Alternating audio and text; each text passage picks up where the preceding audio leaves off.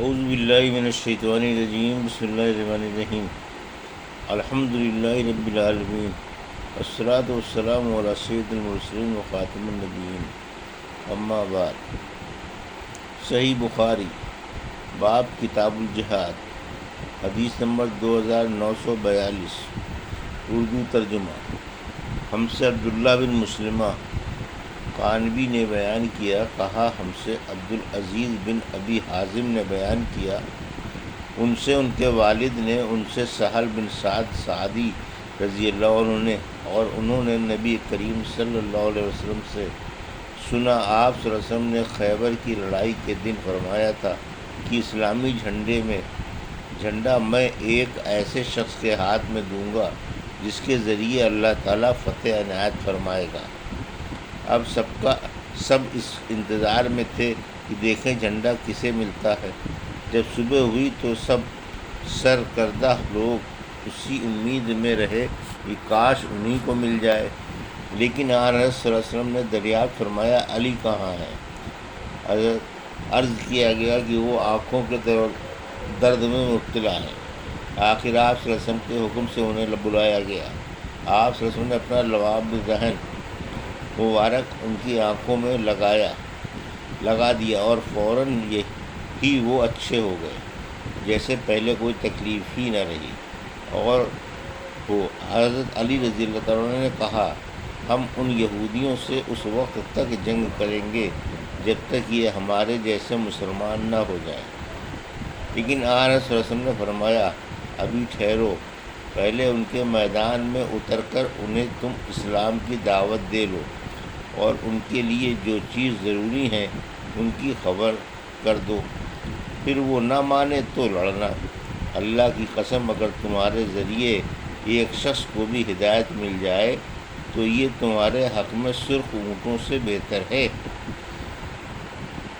حدیث نمبر 2943، اردو ترجمہ۔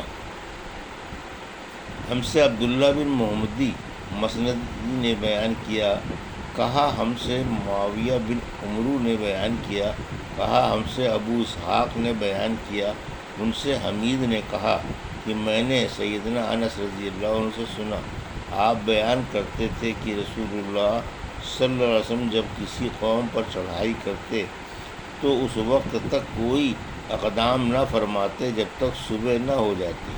جب صبح ہو جاتی اور اذان کی آواز سن لیتے تو رک جاتے، اور اگر اذان کی آواز سنائی نہ دیتی تو صبح ہونے کے بعد حملہ کرتے۔ چنانچہ خیبر میں بھی ہم رات میں پہنچے تھے۔ حدیث نمبر 2944، اردو ترجمہ۔ ہم سے قنیبہ نے بیان کیا، کہا ہم سے اسماعیل بن جعفر نے بیان کیا، ان سے حمید نے اور ان سے انس رضی اللہ عنہ نے کہ نبی کریم صلی اللہ علیہ وسلم ہمیں ساتھ لے کر ایک غزوے کے لیے تشریف لے گئے۔ حدیث نمبر 2945، اردو ترجمہ۔ دوسری سند، ہم سے عبداللہ بن مسلمہ نے بیان کیا، ان سے امام مالک نے، ان سے حمید نے اور ان سے انس رضی اللہ عنہ نے کہ رسول کریم صلی اللہ علیہ وسلم رات میں خیبر تشریف لے گئے، اور آپ کی عادت تھی کہ جب کسی قوم تک رات کے وقت پہنچتے تو صبح سے پہلے ان پر حملہ نہیں کرتے تھے۔ جب صبح ہوئی تو یہودی اپنے پھاوڑے اور ٹوکرے لے کر باہر کھیتوں میں کام کرنے کے لیے نکلے۔ جب انہوں نے اسلامی لشکر کو دیکھا تو چیخ پڑے، محمد واللہ، محمد لشکر سمیت آ گئے۔ اس پر نبی کریم صلی اللہ علیہ وسلم نے فرمایا، اللہ کی ذات سب سے بڑی ہے، اب خیبر تو خراب ہو گیا کہ جب ہم کسی قوم کے میدان میں مجاہدانہ اتر آتے ہیں تو کفر سے ڈرائے ہوئے لوگوں کی صبح منحوس ہو جاتی ہے۔ حدیث نمبر 2946، اردو ترجمہ۔ ہم سے ابو الیمان نے بیان کیا، کہا ہم کو شعیب نے خبر دی، انہیں زہری نے کہا ہم سے سعید بن مسیب نے بیان کیا، اور ان سے ابو ہریرہ رضی اللہ عنہ نے کہ رسول کریم صلی اللہ علیہ وسلم نے فرمایا، مجھے حکم دیا گیا ہے کہ میں لوگوں سے اس وقت تک جنگ کرتا رہوں یہاں تک کہ وہ اس کا اقرار کر لیں کہ اللہ کے سوا کوئی معبود نہیں۔ پس جس نے اقرار کر لیا کہ اللہ کے سوا اور کوئی معبود نہیں تو اس کی جان اور مال ہم سے محفوظ ہے، سوائے اس حق کے جس کی بنا پر قانوناً اس کی جان و مال زد میں آئے، اور اس کا حساب اللہ کے ذمے ہے۔ اس کی روایت عمر اور ابن عمر رضی اللہ عنہ نے بھی نبی کریم صلی اللہ علیہ وسلم سے کی ہے۔ حدیث نمبر 2947، اردو ترجمہ۔ لڑائی کا مقام چھپانا، دوسرا مقام بیان کرنا اور جمعرات کے دن سفر کرنا۔ ہم سے یحییٰ بن بکیر نے بیان کیا، کہا ہم سے لیث بن سعد نے بیان کیا، ان سے عقیل نے، ان سے ابن شہاب نے بیان کیا، کہا کہ مجھے عبد الرحمن بن عبداللہ بن کعب بن مالک نے خبر دی، اور انہیں عبداللہ بن کعب رضی اللہ عنہ نے۔ کعب رضی اللہ عنہ جب نابینا ہو گئے تھے کہ ساتھ ان کے دوسرے صاحبزادوں میں یہی عبداللہ انہیں لے کر راستے میں ان کے آگے آگے چلتے تھے۔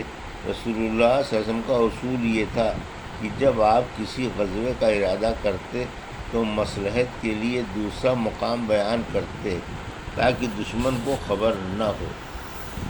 حدیث نمبر 2948، اردو ترجمہ۔ اور مجھ سے احمد بن محمد نے بیان کیا، انہوں نے کہا ہم کو عبداللہ بن مبارک نے خبر دی، انہیں یونس نے خبر دی، ان سے زہری نے بیان کیا، انہیں عبد الرحمن بن عبداللہ بن کعب بن مالک نے خبر دی، انہوں نے کہا کہ میں نے کعب بن مالک رضی اللہ عنہ سے سنا، آپ بیان کرتے تھے کہ ایسا کم اتفاق ہوتا کہ آن صلی اللہ علیہ وسلم کسی جہاد کا قصد کریں اور وہی مقام بیان فرما کر اس کو نہ چھپائیں۔ جب آپ غزوہ تبوک کو جانے کے لگے تو چونکہ یہ غزوہ بڑی سخت گرمی میں ہونا تھا، لمبا سفر تھا اور جنگلوں کو طے کرنا تھا، اور مقابلہ بھی بہت بڑی فوج سے تھا، اس لیے آپ صلی اللہ علیہ وسلم نے مسلمانوں سے صاف صاف فرما دیا تھا تاکہ دشمن کے مقابلے کے لیے پوری تیاری کر لیں۔ چنانچہ غزوے کے لیے جہاں آپ کو جانا تھا یعنی تبوک، اس کا آپ نے صاف اعلان کر دیا تھا۔ حدیث نمبر 2949، یونس سے روایت ہے کہ ان سے زہری نے بیان کیا، انہوں نے کہا کہ مجھے عبد الرحمن بن کعب بن مالک نے خبر دی کہ حضرت کعب بن مالک رضی اللہ عنہ نے کہا، حضرت کعب بن مالک رضی اللہ عنہ کہا کرتے تھے کہ کم ایسا ہوتا کہ رسول اللہ صلی اللہ علیہ وسلم کسی سفر میں جمعرات کے سوا اور کسی دن نکلیں۔ حدیث نمبر 2950، مجھ سے عبداللہ بن محمد مسندی نے بیان کیا، انہوں نے کہا ہم سے حشام نے بیان کیا، انہیں معمر نے خبر دی، انہیں زہری نے، انہیں عبد الرحمن بن کعب بن مالک نے، اور انہیں ان کے والد حضرت کعب بن مالک رضی اللہ عنہ نے کہ نبی کریم صلی اللہ علیہ وسلم غزوہ تبوک کے لیے جمعرات کے دن نکلے تھے۔ آپ صلی اللہ علیہ وسلم جمعرات کے دن سفر کرنا پسند کرتے تھے۔ حدیث نمبر 2951، ظہر کی نماز کے بعد سفر کرنا۔ ہم سے سلیمان بن حرب نے بیان کیا، کہا ہم سے حماد بن زید نے بیان کیا، ان سے ایوب سختیانی نے، ان سے ابو قلابہ نے، اور ان سے انس رضی اللہ عنہ نے کہ نبی کریم صلی اللہ علیہ وسلم نے مدینے میں ظہر 4 رکعت پڑھی، پھر عصر کی نماز ذوالحلیفہ میں 2 رکعت پڑھی، اور میں نے سنا کہ صحابہ حج اور عمرہ دونوں کا لبیک ایک ساتھ پکار رہے تھے۔